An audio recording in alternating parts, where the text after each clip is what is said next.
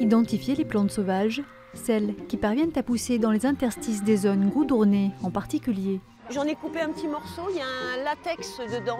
Tel est l'objectif de ces apprentis botanistes. Les scientifiques manquent de temps et ils ont besoin du citoyen lambda pour réaliser les inventaires. Qu'est-ce que vous avez trouvé là? L'oxalis en fleurs et du sorgho d'Alep.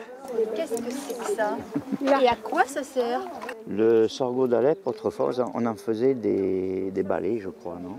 Depuis la loi sur le zéro phyto, les rues qui ne sont pas systématiquement désherbées laissent de plus en plus de place à ces pousses sauvages. Mais comme beaucoup de plantes qu'on appelle plantes invasives, qui ne sont pas forcément des plantes embêtantes non plus, elles sont venues dans des ballots de laine, elles sont venues dans des marchandises, elles sont venues, voilà, et elles se sont installées parce qu'elles ont trouvé un endroit qui leur plaît.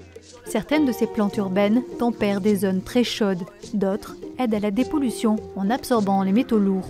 Conclusion, de cette multitude de petites pousses sauvages dépend la qualité de vie des citadins et donc leur santé. Celles-ci qui poussent ici, au milieu des éjections canines, on n'a pas du tout envie de les consommer.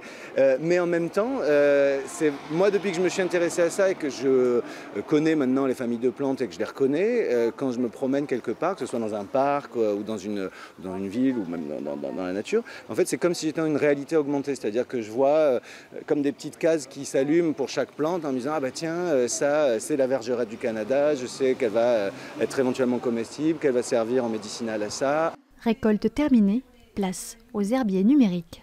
Si on voit qu'il y a un endroit où il y a très peu de plantes, et peut-être que c'est un corridor de biodiversité qui manque, ou peut-être que ça va permettre de créer un espace vert à tel endroit. Harmoniser l'environnement, maîtriser les coûts de dépollution, c'est toute la politique de l'agglomération qui, à terme, pourra bénéficier du travail de ces botanistes amateurs.